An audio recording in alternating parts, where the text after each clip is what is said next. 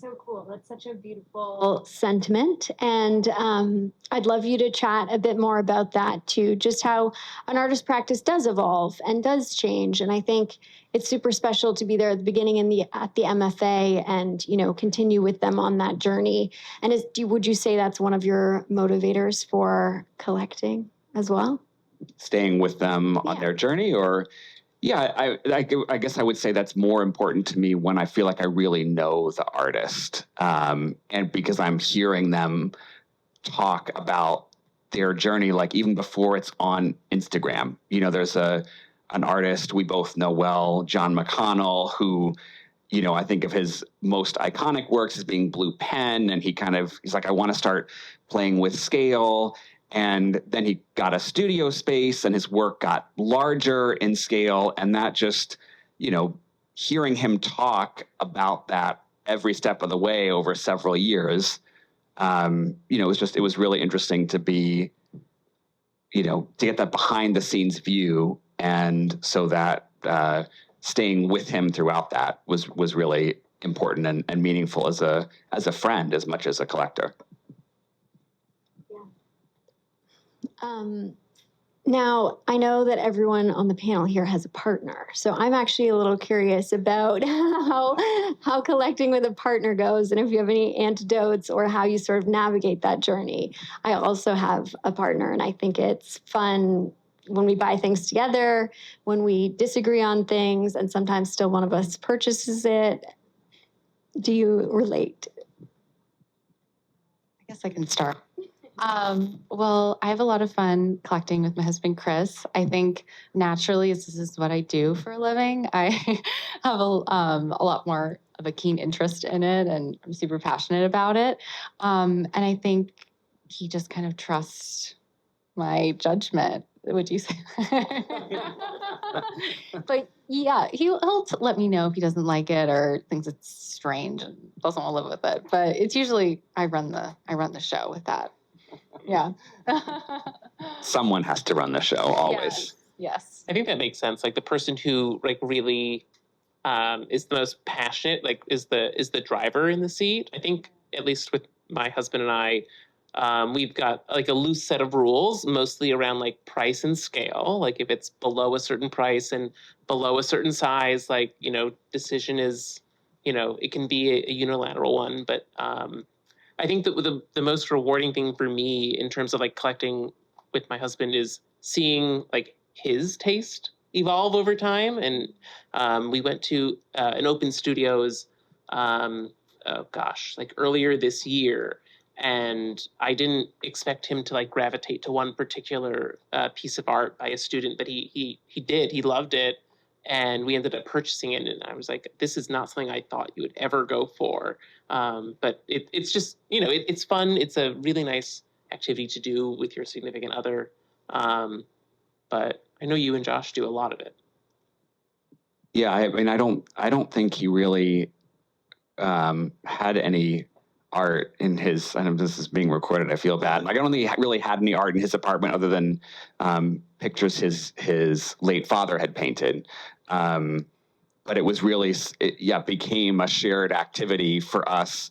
I mean, and a lot of the art that's on the wall in our apartment now, I can't remember who was saying it becomes part of your story. And it's like, oh, we bought that together in Paris, or we bought that together because we went to an art fair and met the artist and really wanted to buy something. So it's it's kind of the story of our relationship too, just on the wall.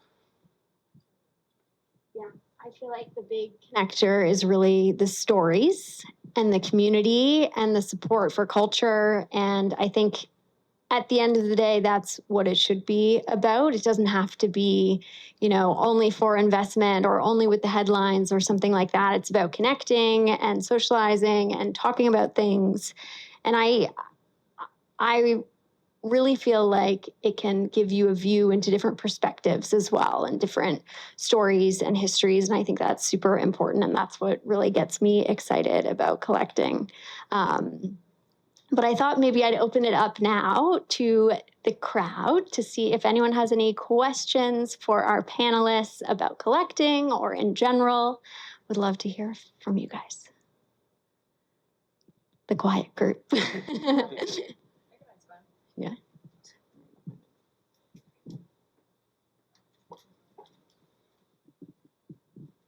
Hello. You guys are all great up there. Obviously, a barrier to collecting art is having money to collect art. So what are your suggestions at the beginning of when you're trying to get into art and basically not having a ton of money to put into it? And we've talked about it, it's not for investment, but you do have to have some upfront cash to get art. So how would you recommend kind of like what shows you recommend or how to source art that you might be in love with without a ton of capital? Yeah, the dirty little secret of the art world is like you do not need to spend a ton of money. Like it actually doesn't cost that much more to get an original print. Like that's one avenue. Like if you can't afford a painting by an artist, maybe there's a print. Like, you know, just to get tacky a little bit and talk cost. Like there's actually it's you know, something that Marc and we both have the same print by an artist, and I think that was, you know, what, $150 or $300? It was something incredibly approachable. Yeah, that's right.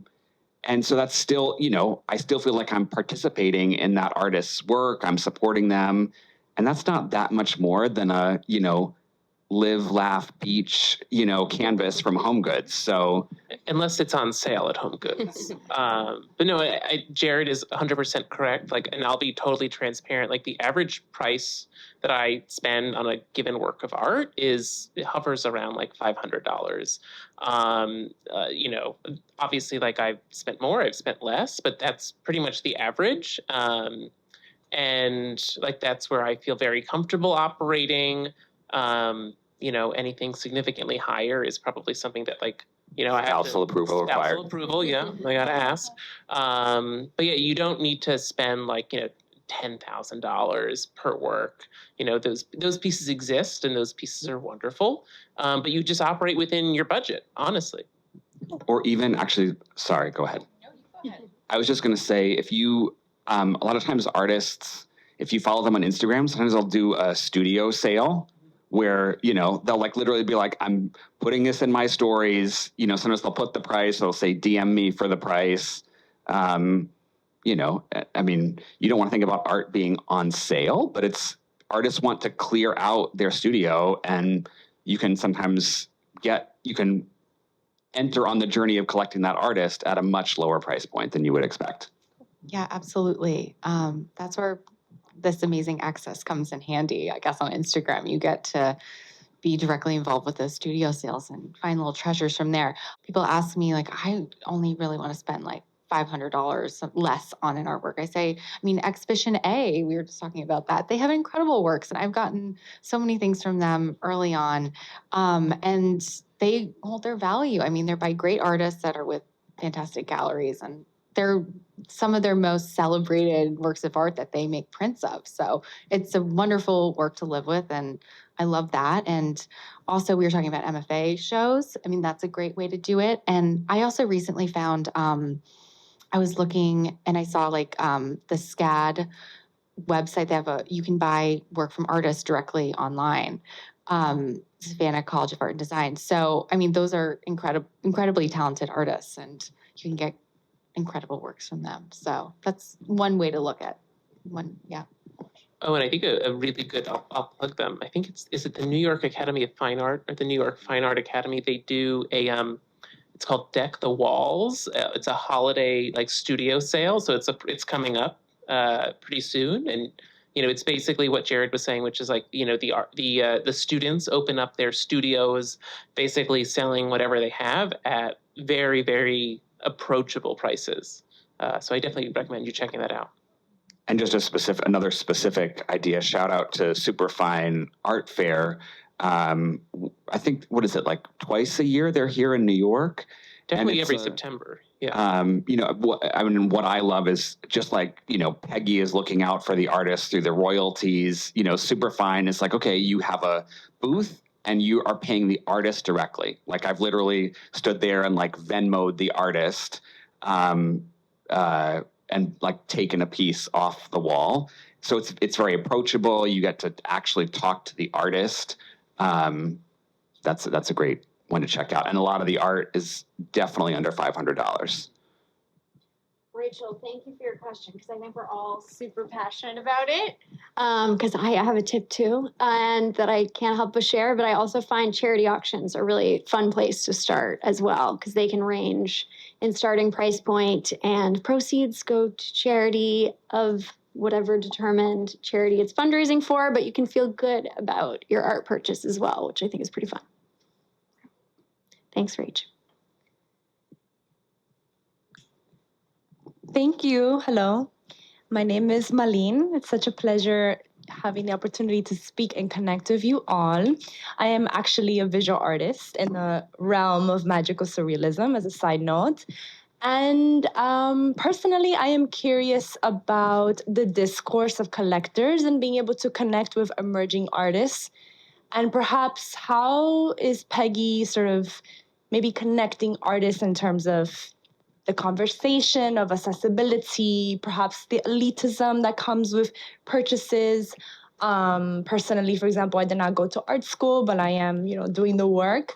And yeah, I'm just curious about that. That's my first question. And the second question is, of course, with art collection, you have a lot of art that's more so decorative in nature, I would say. That's more interesting, more profitable. What genres do you feel are kind of missing the limelight? Because, you think about the history book and all of the emerging genres, like how is art collection now kind of transforming art history as well? Thank you. Oh, two big questions there. I can definitely speak to the Peggy question. Our goal at Peggy is to support artists, and especially as the world continues to change and evolve, technology can make it a lot easier, as we've chatted about, to connect with artists, to, pay them directly for their work and sort of make sure that they can sustain their careers. And that's a huge goal of ours at Peggy. Logistically, we do that with a few different tools. The video mentioned the royalties, which is really important to us as secondary market transactions become more and more something people are interested in, making sure that artists are a part of that transaction, because that really doesn't happen today. It sort of happens between the collector and the auction house or what have you. So we want to loop the artist in there with the royalties.